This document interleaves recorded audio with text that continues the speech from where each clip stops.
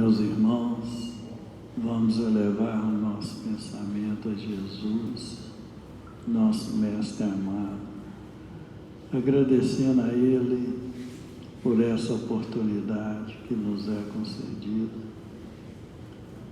de estudarmos os seus ensinamentos, que através do Consolador prometido tem nos explicado a respeito da lei de Deus, nos mostrando a lei de evolução e progresso. Pedimos, Senhor, que o Senhor abençoe todos nós que aqui nos encontramos, encarnados e desencarnados, estendendo a cada um de acordo com o grau de merecimento e a sua necessidade. E que possamos, Senhor, extrair dessas lições aquilo que mais necessitamos, aquilo necessário à nossa evolução, o nosso progresso.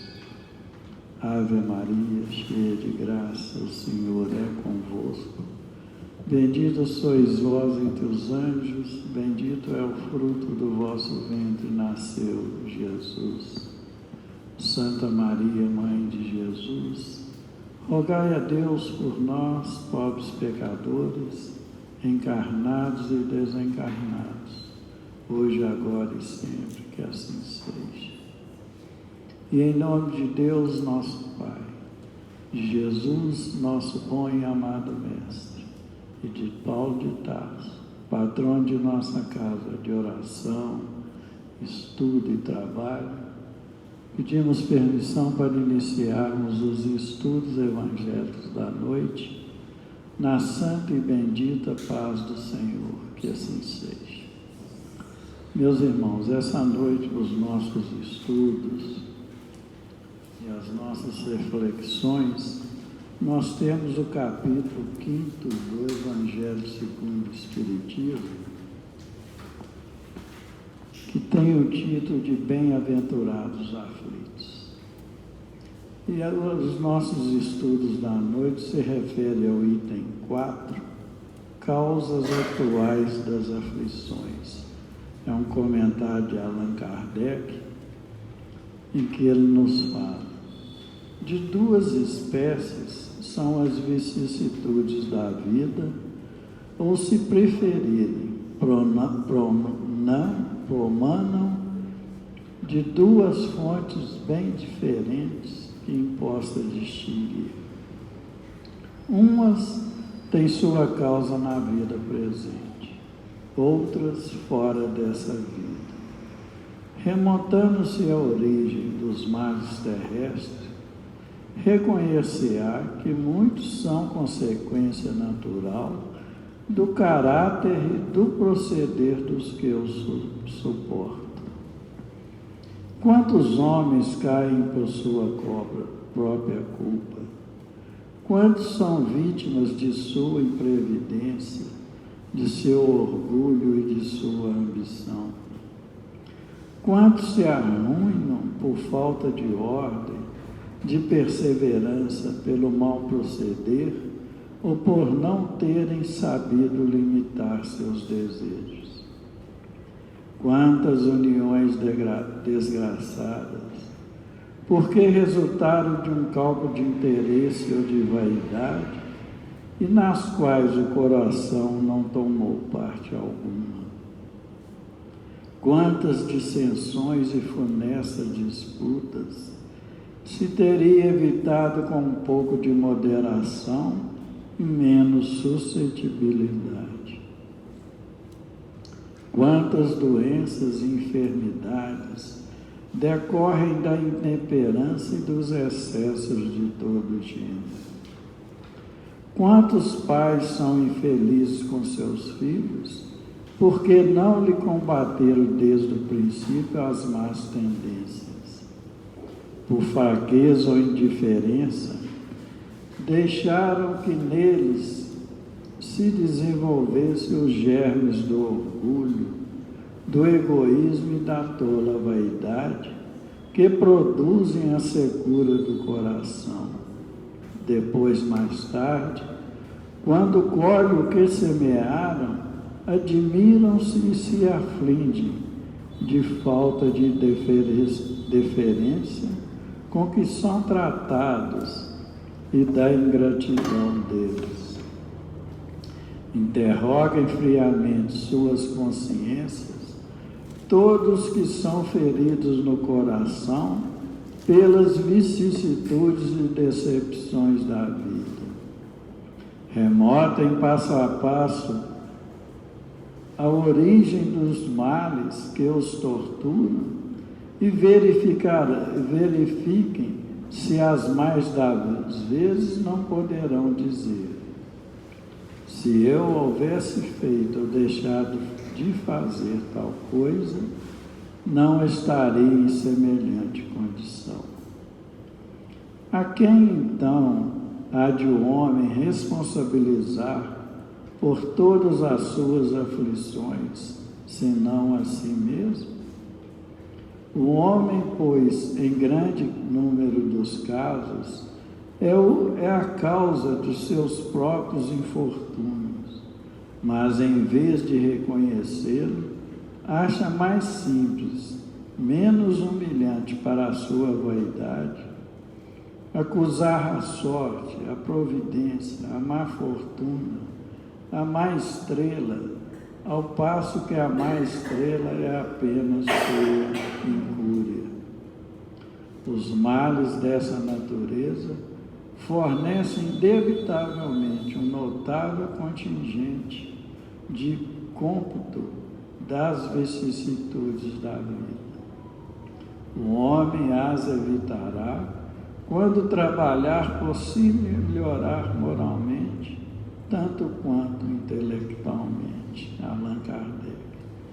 Conjugado com essa lição, nós temos a questão 919 do Livro dos Espíritos, quando foi perguntado a Santo Agostinho: qual o meio mais prático, mais eficaz que tem o homem de se melhorar nessa vida e de se resistir à atração do mal?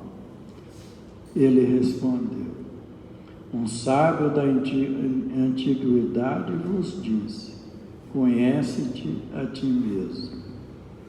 Aí foi feita uma outra pergunta em cima delas. Conhecemos toda a sabedoria dessa massa, porém a dificuldade está precisamente em cada um conhecer-se a si mesmo. Qual o meio de conseguir? E ele respondeu: fazei o que eu fazia quando vivi na terra.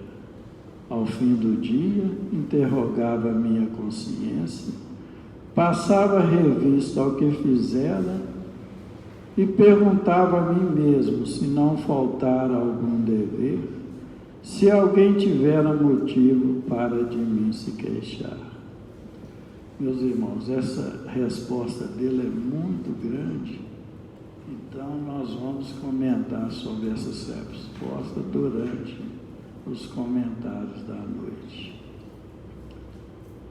Que a paz de Jesus seja em nossos corações. Meus irmãos, a lição que estudamos nos explica a razão da dor em nossas vidas, a fim de entendermos as palavras de Jesus: bem-aventurados que sofrem, pois que serão consolados. Infelizmente, muitos se sentem incomodados com a razão da dor em suas vidas e se perguntam: o que eu fiz para merecer tal castigo? Por que conviver com a dor? Por que sofrem uns mais do que os outros? Por que uns nascem na miséria e outros na fartura? Por que uns nada conseguem ao passo que a outros tudo parece sorrir? É respondendo essas indagações que a doutrina espírita nos esclarece que as aflições e os sofrimentos estão ligados diretamente nas necessidades artificiais e falsas que nós criamos para nós mesmos. São necessidades que foram criadas por não agirmos com cautela e com moderação, deixando que faça parte de nossas vidas a vaidade, o orgulho e o egoísmo. É o que Kardec, na lição do capítulo 5, sobre as causas atuais das aflições, nos explica. Ele começa a lição nos falando que existe duas espécies de aflições na vida. Uma tem sua causa na vida presente, a outra fora dessa vida. Fora dessa vida só pode ser em outras vidas vividas, porque a vida futura nós ainda não vivemos. E indo até a origem dos nossos sofrimentos, na presente encarnação, nós vamos reconhecer que muitos desses sofrimentos são consequências naturais da nossa maneira de viver. Se todos os que sofrem interrogarem friamente suas consciências e remontarem passo a passo a origem de seus males, verificarão que, na maioria dos casos, poderão dizer: se eu não tivesse feito o que eu fiz, eu não estaria na triste condição atual e que hoje me encontro. Na maioria das vezes, nós somos os causadores da nossa própria infelicidade. Mas, em vez de reconhecermos, achamos mais simples e menos humilhante para a nossa vaidade acusar a sorte, a falta de oportunidade e a Deus pela natureza do nosso sofrimento. Meus irmãos, aflições, dores e sofrimentos sempre houve em nosso mundo, pois ele é considerado um planeta de expiações e provas. Nosso mundo é o local onde os espíritos, de acordo com a sua condição evolutiva, reencarnam com o objetivo de resgatar os débitos contraídos com a justiça divina. Nele, no nosso mundo, o progresso é, na realidade, uma fonte de aflições pelas necessidades que nós mesmos criamos e que nos acompanham pelos caminhos da vida. Nossos atos são nossos feitos, são sementes de luz ou de sombras que nós plantamos e que mais tarde vamos colher. A lei não falha por ser eterna, por ser imutável, por ser perfeita. E é fácil fazer essa comprovação. Basta observarmos a nossa vida e a vida em torno de nós, se Jesus nos advertiu: a cada um será dado de acordo com as suas obras, ou seja, do que plantardes colhereis. Observando a vida em nossa volta, nós vamos perceber que em toda a criação, em todo o universo, tudo está ligado entre si. Cada efeito se prende a uma causa. Desde os acontecimentos mais simples até os mais complicados, tudo é regulado por uma lei divina. E assim, enquanto o orgulhoso prepara para si um futuro de humilhações, O invejoso sofre pelas afeições que não lhe são exclusivas. O egoísta e o ciumento criam o vazio e a indiferença ao seu redor pelas coisas que não se pode ter. Muitos sofrem pelas posições sociais que não podem alcançar. E duras privações esperam que abusam do sexo, das drogas e do álcool. É a punição inevitável. É o remédio eficaz que vai curar o mal na sua origem através da reencarnação. Então, as aflições representam a reação da lei de Deus, ultrajada, não cumprida e violentada nos seus princípios eternos. Deus não fere e não pune ninguém. Ele, como nosso Pai Criador, um Pai misericordioso, bom e justo, apenas deixa ao tempo o cuidado de fazer brotar o efeito de cada causa. O homem é, portanto, seu próprio juiz, porque é o uso ou o abuso da sua liberdade e do seu livre-arbítrio que o fará feliz ou infeliz. Se a tristeza e o sofrimento ainda fazem parte da nossa vida, é porque nós ainda fazemos o uso indevido da nossa liberdade, do nosso livre-arbítrio. Meus irmãos, em nosso aprendizado, todos os espíritos que passaram sobre a terra criaram novas necessidades e novas aflições, uns mais, outros menos. Mas todos, sem exceção, passamos pelas dificuldades e aflições da vida.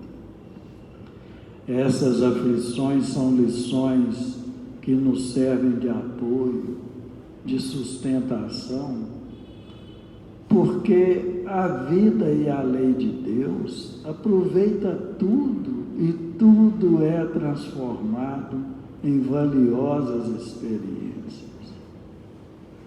Já encarnamos em diversos países, sob todas as condições, já vivemos em todos os climas, já padecemos e derramamos lágrimas, onde recolhemos ensinamentos que hoje servem de alicerce à nossa paz e à nossa evolução espiritual.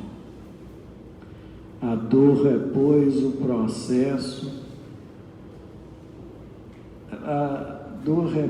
processo de acordar a oportunidade maior que usa visando o nosso aprimoramento espiritual. É o nosso acordar para a nossa evolução espiritual. É o nosso acordar para a finalidade da vida. Hoje, esclarecidos pela doutrina espírita, nós sabemos por onde caminhar. Nós sabemos o que é certo, o que é errado. Isso porque esse processo é o despertar da nossa alma para a nossa maturidade espiritual. É através desse processo de dor que vamos fazer uma reflexão sobre a vida que levamos e incorporar novos conhecimentos capazes de nos levar à nossa libertação, ao nosso aprimoramento espiritual. Foi por isso que Jesus nos afirmou: conhecereis a verdade e a verdade vos libertará. É o conhecimento da verdade, é o que a doutrina espírita nos possibilita para fazermos uma escolha consciente, por isso mesmo, muito mais responsável. Porque a partir do momento em que passamos a conhecer uma religião sem dogmas, sem rituais, sem miticismo, sem superstições, e passamos a enxergar uma religião encarregada de nos preparar para a cura de moléstias da alma, que é o principal impedimento para alcançarmos a nossa evolução espiritual, passamos também a enxergar com os olhos do Espírito, compreendendo coisas que antes nós não compreendíamos. Como, por exemplo, por que fomos criados? O que viemos fazer no mundo? O que podemos esperar do futuro? São questões que todos nós aqui chegamos com elas e que a doutrina espírita nos responde. Conhecer-se a si mesmo, então, é a chave preciosa do despertamento do nosso patrimônio espiritual. Patrimônio espiritual onde o coração é a porta e a nossa consciência a sala de meditação. Hoje sabemos que o conhecimento da verdade é o fator indispensável para conhecermos a nós mesmos. Daí o conselho de Santo Agostinho, questão 919, do Livro dos Espíritos, que estudamos nessa noite, na qual ele nos aconselha que devemos, no final de cada dia, se possível, pensar nos nossos atos e analisá-los com bastante rigor, procurando no outro dia corrigir alguma coisa que não corresponda ao desejar para os outros aquilo que para nós desejamos. Como diz Jesus no tocante ao escândalo, o mal é necessário, pois é por intermédio do mal que passamos a valorizar o bem. Se moderarmos nossos desejos, contentando com a nossa posição social, sem invejar a dos outros, sem revoltarmos com os reveses da vida, com as decepções da vida, colheremos a calma e a resignação já nessa curta existência. Deus é bondade e amor, e não iria nos deixar desamparados. É por isso que suas leis universais estão escritas na nossa consciência. Ele, que é o nosso Pai Criador, um Pai bondoso e justo, não iria deixar nós sofrermos as consequências dos nossos erros sem o conhecimento da verdade. Todos nós que estamos encarnados temos o conhecimento dessa verdade. Uns mais, outros menos, mas todos, sem exceção, reconhecemos nossos erros e acertos, se estamos fazendo certo ou errado. Se nós, que somos criaturas imperfeitas, em busca de evolução e progresso, desejamos o melhor para os nossos filhos, não seria Deus, no infinito das perfeições, um Pai soberanamente bom e justo que não saberia o que é melhor para nós? É por isso que devemos manter o coração confiante, mesmo que nuvens escuras se formem em torno de nós, nos trazendo a intranquilidade, o sofrimento e as dores. Lutar, confiar, construir, amar e trabalhar sempre. Esta é a receita para superar as nossas aflições, porque o auxílio constante não nos falta em tempo algum. Deus, nosso Pai misericordioso, nos corrige amando e deseja que alcancemos a perfeição. Contudo, está em nós mesmos, de acordo com o nosso livre-arbítrio, aceitar, adiar, facilitar ou agravar o preço da nossa evolução. Tem uma página do livro Fonte Vida, que é a lição 107, Renovemos Dia a Dia, em que Emmanuel nos explica o que Deus espera de nós e de que maneira nós vamos agradá-lo. Ele comenta as palavras de Paulo, os registros de Paulo, em Romanos 12, 2. Transformai-vos pela renovação de vossa mente, para que proveis qual é a boa, agradável e perfeita vontade de Deus. Emmanuel, comentando sobre esse registro de Paulo, nos fala que esse ensinamento, que não adianta a transformação aparente da nossa personalidade na afeição exterior, ou seja, a nossa transformação somente na aparência, que mais títulos, mais recursos financeiros, mais possibilidades de conforto e maiores considerações sociais podem ser simples agravo de responsabilidade.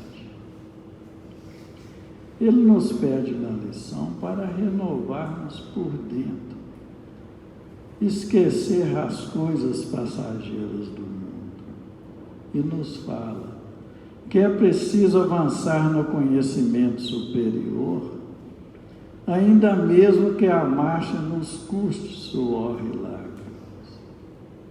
Aceitar os problemas do mundo e superá-los, a força do nosso trabalho e de nossa serenidade, é a fórmula justa de aquisição do discernimento.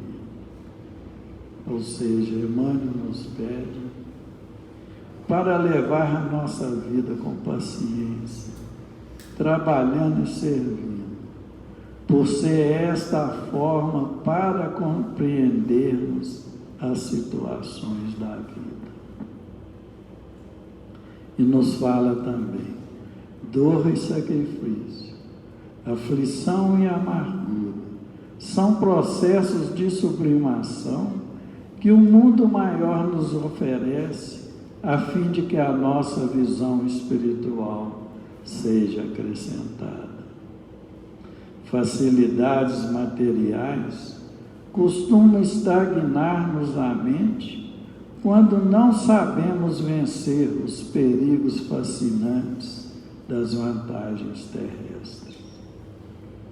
Renovemos nossa alma dia a dia, estudando as lições dos vanguardeiros do progresso e vivendo a nossa existência sob a inspiração do serviço incessante. E termina nos falando, apliquemo-nos à construção da vida equilibrada, onde estivermos, mas não nos esqueçamos de que somente pela execução dos nossos deveres, na concretização do bem, alcançaremos a compreensão da vida e, com ela, o conhecimento da perfeita vontade de Deus a nosso respeito. Emmanuel. Essa noite nós contamos com a colaboração do nosso irmão Lucas, passamos para ele a palavra. Que Deus nos ampare e nos abençoe a todos. Boa noite a todos. Boa noite, meus irmãos. Na semana passada, possivelmente grande parte dos irmãos estava aqui presente, nós começamos o estudo desse capítulo 5 do Evangelho segundo o Espiritismo, oportunidade na qual, meus irmãos, nós comentamos que esse capítulo, ele é uma das partes do Evangelho segundo o Espiritismo que cumpre, por excelência ou num grau maior, a promessa do Cristo no que diz respeito ao Consolador prometido. Por quê? É por meio das lições, dos comentários, das passagens evangélicas contidas nesse capítulo, que nós vamos compreender com muita lógica, com muita clareza, fazendo todo o sentido, a razão, o motivo, as causas do sofrimento que nos toca na vida, seja ele qual for, de qualquer natureza. Então, na semana passada, nós lemos um pequeno trecho do Evangelho de Mateus, no qual está contida a promessa do Cristo, lá no Sermão do Monte, no seu capítulo 5, quando Jesus dizia, bem-aventurados os que choram, pois que serão consolados, bem-aventurados os famintos e sequiosos de justiça, porque serão saciados, bem-aventurados os que sofrem perseguição pela justiça, pois que é dele o reino dos céus. E recapitulando, meus irmãos, rapidamente, para a gente então dar sequência aqui no estudo de hoje, nós vimos que, em primeiro lugar, todas as promessas, tudo aquilo que o Mestre falou, faz sentido se a gente analisar a vida eterna. Se a gente olha só essa atual existência, muitas vezes nós atravessamos uma vida cheia de lutas, de problemas, de dificuldades, e não vamos encontrar aqui a paz, a tranquilidade, a saciedade que o Mestre promete. Portanto, muito do que o Cristo nos falava tem um caráter abrangente na nossa existência, porque o nosso ser, ele transcende a matéria, ele vai para além da matéria atual, ele é eterno, nós estamos dentro da eternidade, e portanto nós vamos receber, ou ao longo dessa existência atual, ou de outras existências, ou no mundo espiritual, que é a nossa verdadeira pátria, essa paz, esse consolo, o cumprimento das promessas do Cristo. Por outro lado, nós também estudamos que, conforme a ciência nos ensina, todo efeito tem uma causa. E, portanto, todo sofrimento necessariamente tem uma causa. Se Deus sabe de tudo, se Deus está presente em tudo, se Deus pode tudo, ou seja, Ele tem todo o poder, toda a força, todo o conhecimento, está presente em tudo, todo sofrimento que nos alcança é do conhecimento divino, é da permissão divina, e a qualquer momento Ele tanto pode permitir que ele aconteça, como está nas mãos do Pai também, atenuá-lo ou mesmo interrompê-lo ou cessá-lo, com todos nós sem exceção, porque nós vimos também, recapitulando mais uma vez, que dentro da justiça divina não existem privilegiados, nenhum de nós é mais querido de Deus do que outro, nenhum é mais amado do Pai do que o outro, não, o amor é idêntico, ele é infinito para todos. Então, o que acontece, meus irmãos? Feita nessa recapitulação do que nós vimos na semana passada, vamos adiante agora no nosso estudo de hoje. Quando a gente viu que toda causa é justa do sofrimento, Deus tem conhecimento de tudo e a tudo permite, a partir de agora nós vamos ver que as origens do sofrimento, o Espiritismo vai aprofundar nelas para nós, e tudo vai se tornar compreensível. E elas, todas as aflições, todos os sofrimentos, têm duas grandes origens. Quais são? As nossas atitudes, ações ou omissões da vida atual, da vida presente, ou aquilo que a gente fez de errado, que eu deixei de fazer, o que eu deveria ter feito nas existências passadas e não fiz. Portanto, todo mal que resultou da minha omissão, ou todo mal que eu fui instrumento nas vidas passadas ou na vida atual, são a origem e a causa dos sofrimentos que a gente atravessa. Portanto, por mais que alguém nos queira mal, todo mal reside em nós. Algumas pessoas podem até ser instrumento do mal na nossa vida, mas a causa, a origem profunda daquele mal que nos toca, sempre está em nós. E a partir dessa explicação, na qualidade de espíritas, nós temos, meus irmãos, e aí vai uma explicação muito importante. Nós temos a seguinte tendência: a tendência de achar que tudo, ou quase tudo do que a gente passa, estaria nas vidas passadas. Tem inclusive uma frase que os irmãos já devem ter ouvido, e até pessoas que não são espíritas costumam falar sem perceber o alcance dela, que é a seguinte: eu devo ter jogado pedra na cruz.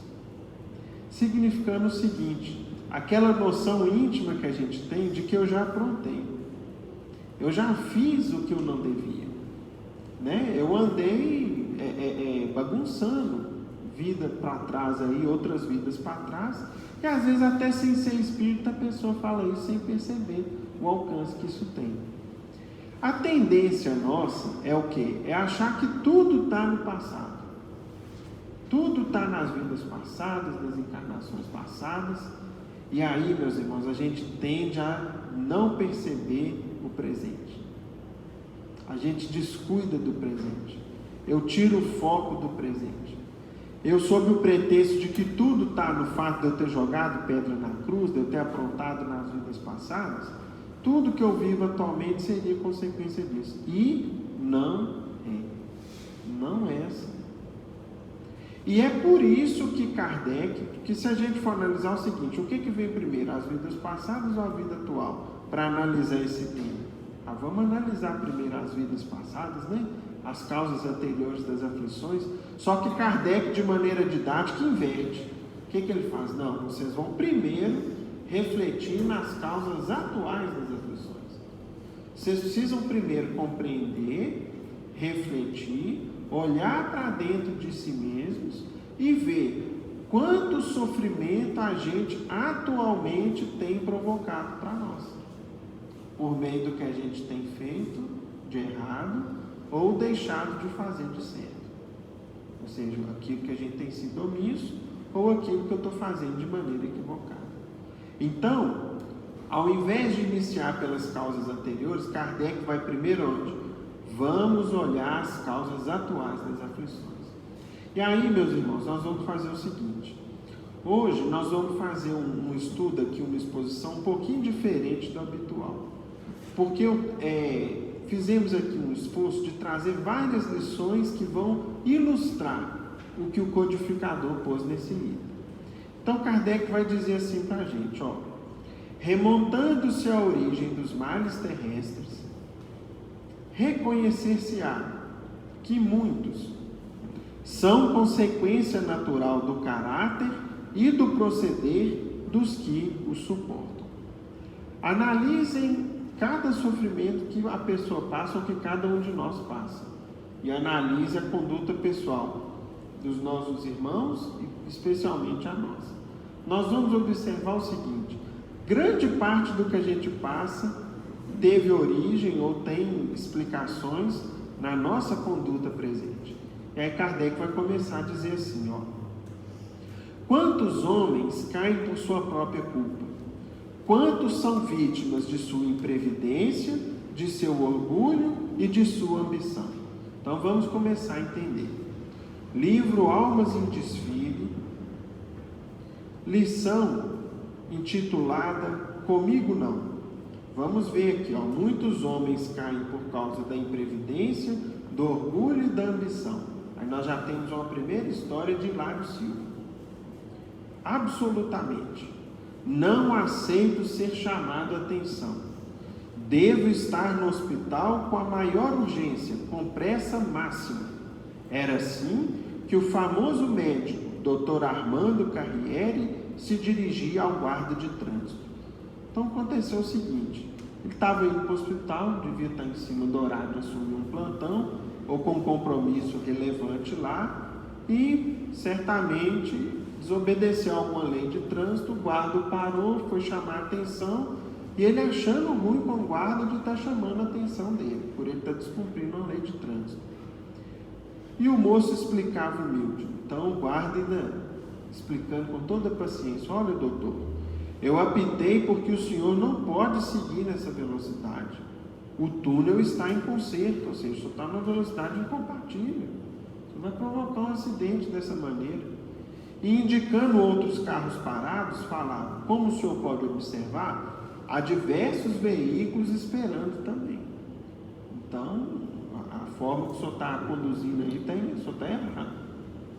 Aí o médico foi responder o seguinte: chega de conversa, respondeu o médico irritado. Se eu for ouvir a todos os apitadores do trânsito, acabarei parando o relógio. Não vou diminuir a marcha, devo estar no hospital com a urgência possível. Então ele falou: eu vou continuar correndo, não tem horário para cumprir, não é o senhor nem outro guarda que vai parar, não, né? Hoje em dia, né, quando acontece isso, as pessoas gravam no celular, sai até no jornal, né? Mas antigamente, às vezes a pessoa era um pouco mais desaforada, assim, poucos tomavam conhecimento, né? Nisso interferiu seu amigo, outro médico, Dr. Zeferino Lanza, que pararam o próprio automóvel para receber instruções igualmente. Armando, acalme-se, há tempo suficiente, o guarda não é nosso empregado, e se fosse, deveríamos a ele consideração e respeito. Ora, Zeferino, era o que me faltava, lições de boas maneiras. Depois de abraçar o espiritismo, você deveria mudar seu nome para Zeferino Mole. Comigo não. Olha só, né? Nada de guardas a me dar ordens. Estarei no hospital sem perda de tempo. E pressionando o pé no acelerador, partiu a toda velocidade. Mas daí a minutos chegou a notícia de que o doutor Armando havia chegado efetivamente ao hospital, mas com ambas as pernas fraturadas em grande acidente. Então, meus irmãos, aí a gente pergunta, vamos lá, primeira história: a causa desse sofrimento está numa vida passada? Claramente não, né? Primeira lição para a gente. Vamos em frente, vamos seguir com Kardec. Quantos se arruinam por falta de ordem, ou seja, por desorganização, de perseverança? O que é perseverança, meus irmãos? É a gente ter continuidade, saber enfrentar as dificuldades, as barreiras que surgem, não desistirmos nos primeiros obstáculos que nos apresentam. Quantos se arruinam pelo mau proceder ou por não terem sabido limitar seus desejos? Tem um ditado antigo, né, que fala o seguinte: a gente não deve pôr o chapéu o quê? Onde a mão não alcança. Então é o seguinte: eduque-se, porque se você abusar, você vai passar aperto depois, né? E seguindo com Kardec: quantas uniões infelizes, porque resultaram de um cálculo de interesse ou de vaidade, e nas quais o coração não tomou parte alguma. Ou seja, quantas pessoas são infelizes, né, em seus relacionamentos, porque em vez de levar em conta o amor verdadeiro, o sentimento de amizade, o companheirismo, fizeram ali um cálculo de interesse, o que ele ia ganhar, qual projeção que ele ia ter, né, que tipo de vida ele ia levar, e aquilo ali fatalmente, aquela união está fadada ao quê? Ao insucesso. Quantas dissensões e funestas disputas se teriam evitado com um pouco de moderação e menos suscetibilidade? Então aqui nós vamos nos utilizar novamente de uma história de Hilário Silva. Ou seja, quantas brigas, meus irmãos, a gente é capaz de evitar se a gente tiver um pouco mais de paciência. Se a gente souber, às vezes eu estou chateado, estou amolado com alguma coisa, faço o seguinte exercício, ó. Isso aqui é uma lição, se eu não me engano, que o Chico recebeu, chama Água da Paz. Você está nervoso, você faz o seguinte, ó.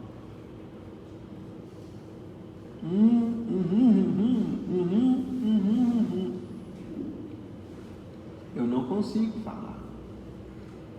Então, com a água da paz, só que tem uma diferença. Às vezes eu vou estar tão nervoso que essa água aqui vai ficar contaminada. A sugestão é não engolir ela. Cospe ela, não engole não. Mas é uma forma da gente o quê? Silencia. É melhor. Quantas e quantas vezes já aconteceu com a gente o seguinte: de cabeça quente eu vou conversar com alguém, eu ofendo a pessoa. Eu falo que eu não devia. Aí às vezes a gente ainda fala assim, falei umas verdades para a pessoa. Não é, gente. A gente acaba usando, mesmo que fosse uma verdade, que eu tivesse a razão, a minha maneira de falar, eu posso falar com caridade, com amor, ou posso falar de maneira grosseira e descaridosa. Então a segunda opção está fora das nossas cogitações no nosso esforço de sermos cristãos e espíritas. A gente deveria se policiar nesse sentido. Então, vamos agora aqui com uma outra lição de Hilário Silva, para a gente ver como que a falta às vezes, né, de um freio na língua, de um pouco mais de contenção, as consequências que podem trazer. Vejam só, lição intitulada Cólera, no livro Almas em Desfile, de Hilário Silva. Antônio Sobreira, a caminho da garagem, onde mantinha pequena frota de caminhões, foi ver sua mãezinha doente, que lhe pediu logo após rápidos instantes de conversa. Então o Antônio tinha uma garagem com alguns caminhões. Ele estava indo para o trabalho, mas antes resolveu ver a mãe dele, fazer uma visita breve, né? Ver como é que ela estava. E ela então falou para ele o seguinte: meu filho, tenha cuidado com a irritação. Em nossa reunião espírita de ontem à noite, nosso velho amigo Silvério Barcas, que desencarnou num ato de imprudência, pediu a todos que trabalhássemos contra a cólera, contra a irritação. E você tem ficado muito nervoso. Ah, que é isso, mãe? Não se aflija, respondeu ele sorrindo. Não, mãe, não tem nada disso não, estou tranquilo, né? Estou ficando nervoso não, a senhora pode ficar despreocupada. Entretanto, mal deu alguns passos na rua, foi procurado por um motorista que lhe disse: seu Antônio, venha depressa. O Avelino, seu irmão, atropelou seu filho. Nesta hora, indignado, Sobreira entrou no carro como uma fera e daí a minutos estava de novo à frente de casa. Aglomerara-se o povo em torno de larga mancha de sangue no chão. Então ele foi, pegou o carro, saiu nervoso, chegou lá, já viu o asfalto sujo de sangue. Avelino, seu irmão, ao vê-lo, dirigiu-se para ele e falou transtornado: ô Antônio, me perdoe. Eu estava passando em marcha regular, ou seja, eu não estava correndo, estava conduzindo o caminhão na velocidade normal. Quando Antoninho atravessou, foi questão de segundo. E ela não é assim com criança, né? Criança às vezes nos assusta. Você vê, você está dirigindo, vê uma criança, já reduz, porque se estiver brincando de bola, de papagaio, é um pulo para eles, é um instante para eles irem para a rua. Só que ele virou e já gritou para o irmão o seguinte: cadê meu filho? Não vou nem gritar do jeito que ele gritou aqui, né? Porque cheio de raiva, né? Uma senhora então informou que o menino acidentado foi conduzido no colo da mãe para o hospital, junto de 2 médicos que tinham passado alguns momentos antes. E ele então virou para o seu irmão condutor, aos gritos lhe dizendo da seguinte forma: você me paga. Aos berros para o irmão: arranjei o caminhão para você, a fim de matar a fome de sua família, e você mata meu filho, mas hoje você me paga. E sem ouvir mais nada, avançou para o pobre motorista aos murros, deixando-o no chão com várias escoriações e hematomas. Em seguida, cego de fúria, toma o automóvel, mas atingindo o hospital, encontra na portaria sua esposa sorrindo, com o filhinho feliz. Graças a Deus, diz ela ao marido, não aconteceu nada. Antoninho não teve nenhum arranhão. Uai, mas e o sangue no asfalto? Perguntou Sobreira, assustado. Somente então veio a saber que o sangue pertencia ao cachorro de estimação, Totó, que acompanhava o menino e que os médicos que haviam atendido de passagem eram ambos veterinários. Naquele instante, Sobreira, recordando as palavras de sua mãe, não pôde conter as lágrimas de arrependimento. E aí vejam só, meus irmãos, mais uma vez, essa aflição, esse problema que ele provocou, está na vida passada? Também não. Está o quê?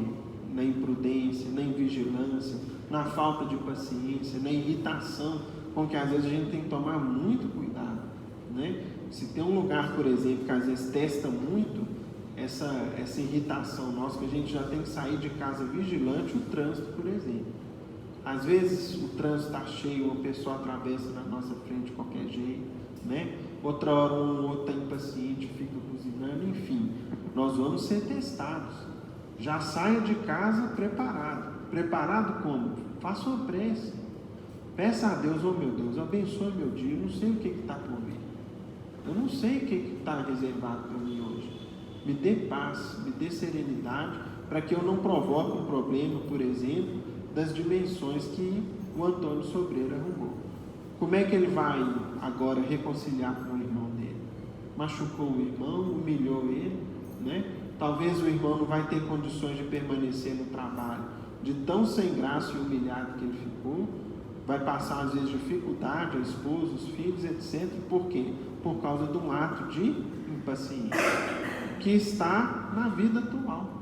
Não tem nada de encarnação passada nisso aqui, né? E continua Kardec nos dizendo, ó, quantos pais são infelizes com seus filhos porque não lhes combateram desde o princípio as más tendências. Ou seja, filho, gente, é mais ou menos que nem uma árvorezinha que vai nascendo. E o que um bom jardineiro faz? Ele vê nascendo um galho torto para um lado que ele acha que não convém. O que o jardineiro faz? Vai lá e corta. Não, isso aqui não é para esse lado não, você tem que seguir para cá. Vai lá e corta. Então, muitas vezes a gente está no convívio da criança que tem aquele quadro de inocência próprio da infância. E quando a gente assusta, tem pais, por exemplo, vê a criança falando um palavrão, começa a rir, olha lá o que ele está falando, ao invés de corrigir o menino, fala assim, não fale isso. Isso é uma palavra que não convém ser falada aqui dentro de casa e tudo, e tantas outras coisas. Vejam o que Kardec comenta, ó.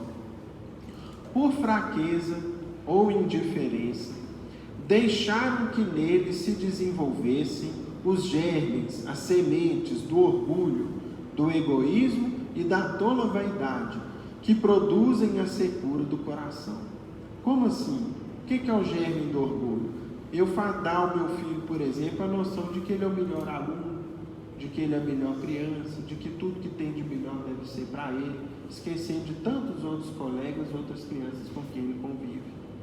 O egoísmo de achar que ele é o centro do mundo, que as suas prioridades, né, aquilo que ele quer, deve ser atendido em primeiro lugar. E da vaidade de maneira semelhante. Depois, mais tarde, quando colhem o que semearam, admiram-se e se afligem da falta de deferência, de respeito com que são tratados e da ingratidão deles. Então, muitas vezes, o filho, nesse aspecto, meus irmãos, nós temos um capítulo no Evangelho segundo o Espiritismo, que é o capítulo 14, honrar pai e mãe. Ele é altamente instrutivo para nós nesse assunto. Porque ele vai falar conosco o seguinte, olha, o filho, primeiro, é uma alma velha que a gente recebe. Não é um espírito que foi criado ali no instante, né, em que foi habitar o ventre da mãe. Não é isso. Ele é uma alma velha, que tem um longo passado de muitas outras existências e, portanto, já errou muito, tem vícios, tem defeitos e que, portanto, vai chegar num novo lar, sob os nossos cuidados, não para ser mimado, paparicado, não, para ser educado, para ser corrigido, para ser instruído, especialmente no aspecto moral. Porque às vezes a gente preocupa em instruir o filho, dando a ele a melhor escola, mas lições básicas da conduta moral a gente pode estar sendo pouco cuidadoso ou às vezes indiferente, e aí vão ter amargas consequências lá na frente. Observem aqui, por exemplo, mais uma lição de Hilário Silva agora, no livro Almas em Desfile, que se intitula O Livre Pensador. Vital Cesarini, muito conhecido pela distinção e pelas ideias liberais, entretinha-se em animada conversação com seu amigo João Fagundes num café, e o assunto era a juventude que se perdia. Então, o Vital Cesarini, junto a seu amigo João, comentavam como que a juventude andava no tempo deles, perdida, desnorteada, etc.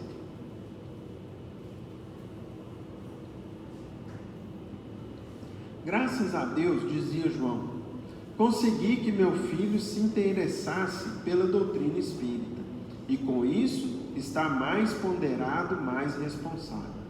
Isso aqui, meus irmãos, é um motivo de muita alegria para um pai e para uma mãe, porque o espiritismo, especialmente no início da vida de um filho, na infância ou na juventude, não tenham dúvida, vai fazer muita diferença na caminhada dele.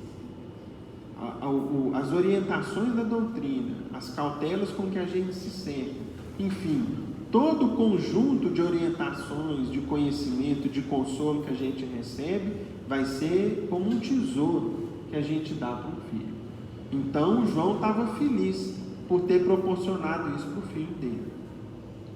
Aí o amigo Vital disse o seguinte: não tenho necessidade de religião para consertar a mocidade, afirmou Cesarini. Na minha casa, somos livres pensadores, e meu Jairo é um modelo. O xará do nosso amigo aqui. Então, para ele, o Jairo dele era um modelo, ou seja, não precisa de religião não, né? E olha só os princípios dele. Formou-se e hoje é alto funcionário do banco, sem trazer-me qualquer problema. E que pureza de costume, seu João! A gente perto dele é uma espécie de pecador que precisa estar prevenido. Então, olha como é que o pai enxergava o filho, né? Então, vamos ver. Ah, mas isso é uma felicidade, falou João. Sem dúvida, respondeu Vital. Seu filho frequenta cinema e teatro? Não, de jeito nenhum. Ele fuma? Nunca usou um cigarro. Tem namoradas? Tem 26 anos, não tem caso nenhum. É vegetariano? Tem pavor à carne, nunca provou um bife. É calmo dentro de casa? Nunca lhe ouvi a menor expressão de cólera. É delicado, limpo, maneiroso, e foi tecendo um tanto de elogios de alguns valores que até discordam, meus irmãos, da doutrina espírita, tá? Por exemplo, né, sobre o fato, por exemplo, de ser vegetariano. Há orientações do Livro dos Espíritos muito interessantes a respeito da alimentação que a gente deve procurar enquanto encarnados na Terra. Depois só vocês pesquisarem lá que vocês vão aprofundar nesse assunto, tá? Mas para o pai, aquele menino, né, era um modelo, né, de jovem, de homem. Não sai de noite, só sai para trabalhar, quando precisa fazer algum serão no serviço. Nisso, porém, alguém surge na mesa. Cesarini descobre-se e apresenta. Esse senhor é o diretor do banco com quem meu filho trabalha. Senta-se o recém-chegado e, enquanto aceita o café, mostrando o semblante triste, fala discreto. Sr. Cesarini, eu estou vindo de sua casa, onde fui procurá-lo por um importante assunto. Ainda assim, eu não sei se eu posso abordar e te falar isso aqui. Eu preciso conversar com o senhor. Fique à vontade, respondeu Cesarini. Estou às suas ordens, né? Se o senhor trabalha com meu filho e quer conversar comigo, estou tranquilo que deve ser algo muito legal, né? Algo muito bom. Pois bem, seu filho, informou o amigo, conforme o inquérito silencioso que terminamos hoje, acaba de dar enorme desfalque no banco, assinando cheques falsos no valor integral de 1.200.000 cruzeiros, ou, se fosse atualmente, 1.200.000 reais. Então vejam só, meus irmãos, ele, que educou um filho achando que, para que religião?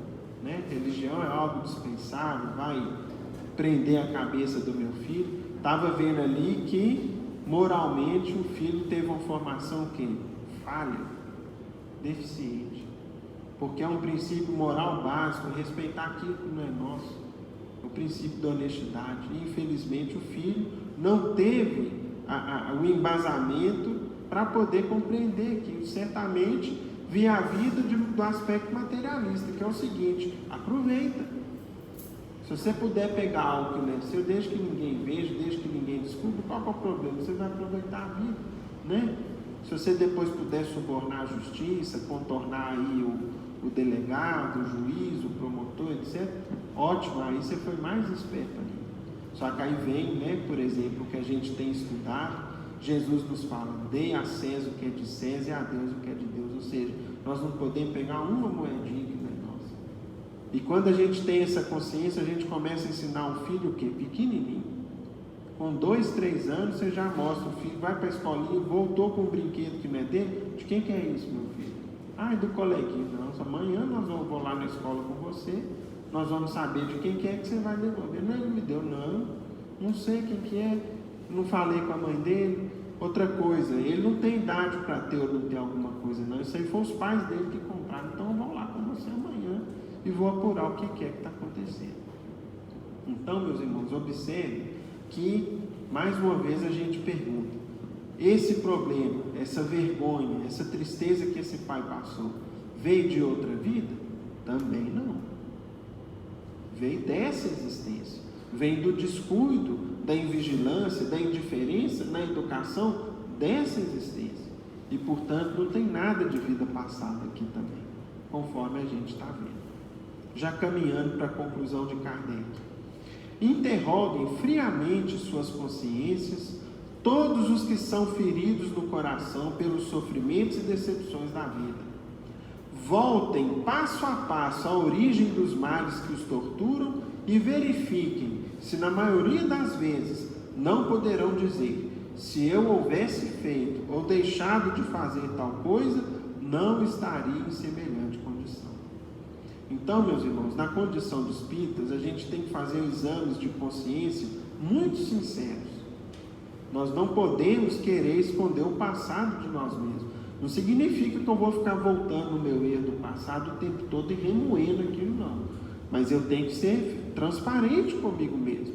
No seguinte sentido, esse problema que eu estou passando aqui, quem começou foi quem? Fui eu. Eu que irritei a pessoa, eu podia ter ficado calado, dei uma má resposta e aí redundou nisso, Eu deveria ter feito tal coisa e não fiz, daí aconteceu isso, enfim. É o que Santo Agostinho fala conosco no Livro dos Espíritos, que nós precisamos conhecer a nós mesmos, conforme Sócrates já ensinava. Conheça-te a ti mesmo. Agora, como fazer isso? Como conhecer melhor a nós mesmos? Aí vem o próprio Santo Agostinho e nos ensina o seguinte: façam o que eu fazia quando eu vivi na terra. Ao fim do dia, perguntava para minha consciência, passava em revista o que havia feito e perguntava a mim mesmo se não faltei a algum dever, se ninguém teve motivos para se queixar de mim. Ou seja, ao final do dia, faça um balanço, reflita como foi seu dia, Você teve um problema com alguém? Então vamos lá. Quem começou o problema? Bom, deixa eu ver, foi ele. Tá, mas ele começou e como é que eu reagi? Reagi mal. Eu passei recibo. Se eu tivesse ficado calado, o problema tinha resolvido, Então, detectamos a raiz, detectamos o motivo, vamos tentar corrigir, e assim por diante. Aquele que todas as noites recordasse todas as ações que praticou durante o dia e perguntasse a si mesmo o bem ou o mal que fez, pedindo a Deus e ao seu anjo de guarda que o esclarecessem, adquiriria grande força para se aperfeiçoar, porque, acreditem, Deus o ajuda. Ou seja, nós precisamos pedir a Deus e ao nosso anjo de guarda o seguinte: Senhor, me mostra onde eu errei, me mostra o meu erro, ou mesmo os meus acertos, para que eu tente fazer numa frequência maior, de maneira ainda melhor, de maneira ainda mais aprimorada. E concluindo agora, meus irmãos, com uma última história de Hilário Silva. Certa feita, um ex-presidente da Federação Espírita Brasileira comentava sobre esse tema, e Hilário Silva vai nos comentar aqui um episódio que aconteceu com ele. No livro A Vida Escreve, a lição é Pergunta contra Pergunta. Vejam só. Acabara Leopoldo Cirne, que foi presidente da FEB lá no Rio, de presidir a sessão pública, interpretando certa passagem do Evangelho, quando a elegante senhora se aproxima e considera desapontada. Senhor Cirne, tenho buscado praticar a doutrina espírita por todos os meios ao meu alcance, mas é impossível. O que ela começou a falar comigo? Não tem jeito não. É um freio a corrigir-nos e um aguilhão a nos impulsionar. Ou seja, o tempo todo eu sinto que o Espiritismo está me freando. Freando como? Chega sexta-feira, às vezes, sextou, aí eu vou querer ir lá comprar um engradado de cerveja, e vem o Espiritismo e fala o seguinte: olha, cuidado com o álcool. O álcool é um veneno livre, você vai gerar dependência. E outra, quando você está bebendo, tem outros espíritos que estão junto com você, bebendo junto com você, igual um vampiro puxando a vibração do álcool sua. Então, aí o que o Espiritismo faz?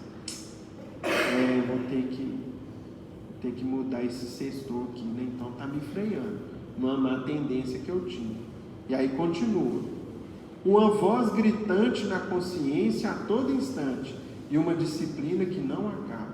Então, o que é essa voz que grita na consciência? Vem alguém e nos irrita, aí a voz lá dentro da consciência fala o seguinte: perdoa, esquece.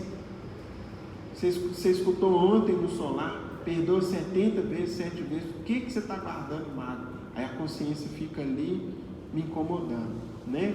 E a disciplina que não acaba. Aí a gente lembra que a primeira lição do Chico, quando ele encontrou com Emmanuel falou: Chico, você precisa de 3 coisas para cumprir seu trabalho.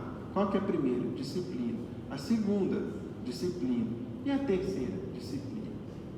Então, né, tem essa disciplina toda.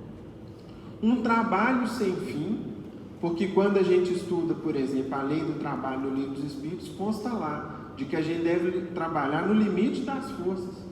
Até se eu já tiver como me manter, tiver condições de me manter, eu não tenho o direito de não ser útil a quem está à minha volta.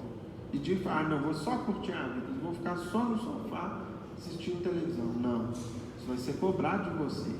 Utilize as suas possibilidades para ajudar, seja quem for. Nem que seja o seu netinho, você educar ele, fazer um para-casa com ele, ensinar ele a estudar para uma prova, seja útil, no máximo que você puder. Então é um trabalho sem fim. E uma caridade que parece uma exigência. Por quê? Porque a gente começa a perceber mais a necessidade de quem está à nossa volta. Doutrina de retificações incessantes. O tempo todo é reforma íntima. Quantas vezes a gente já ouviu isso aqui no solar? Né? A gente já perdeu a conta. E obrigações sem limites. E mirando os olhos do interlocutor, perguntou. Aí ela expôs isso, virou para ele e falou o seguinte: o que o senhor me diz sobre isso? E Leopoldo Cirne respondeu muito tranquilo: mas como é que a senhora queria que ela fosse? Jesus nos ampare e nos abençoe a todos.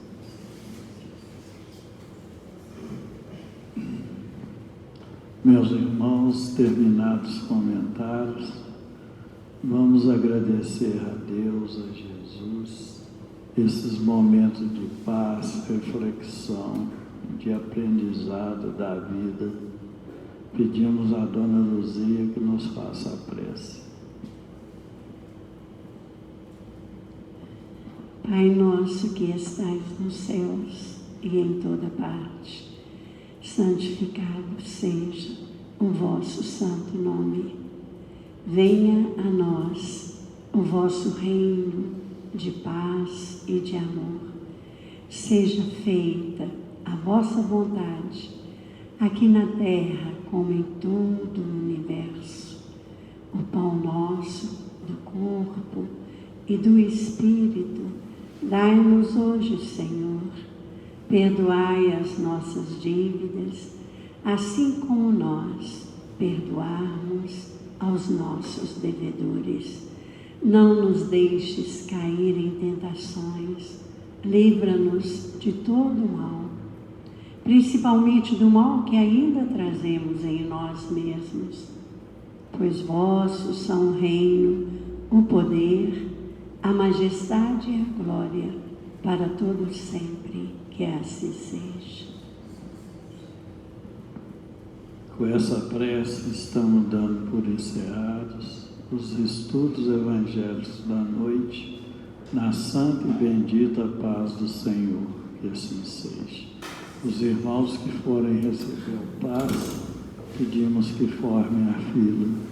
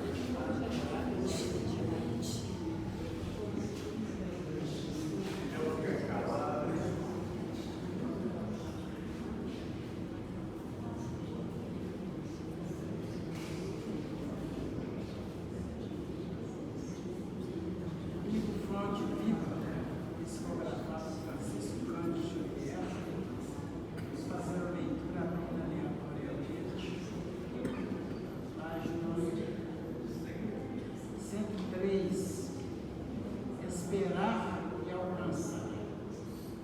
E assim, esperando com paciência, alcançou a promessa. Paulo, Hebreus 6:15. É a esperança de atingir a paz divina com felicidade inalterável vibra em todas as criaturas. O anseio dos patriarcas da antiguidade é análogo a alguns homens modernos. O lar coroado de bênção, o dever bem cumprido, a consciência edificada, o ideal superior convenientemente atendido no trabalho vitorioso, a colheita feliz. As aspirações da alma são sempre as mesmas em toda a parte. Contudo, esperar significa persistir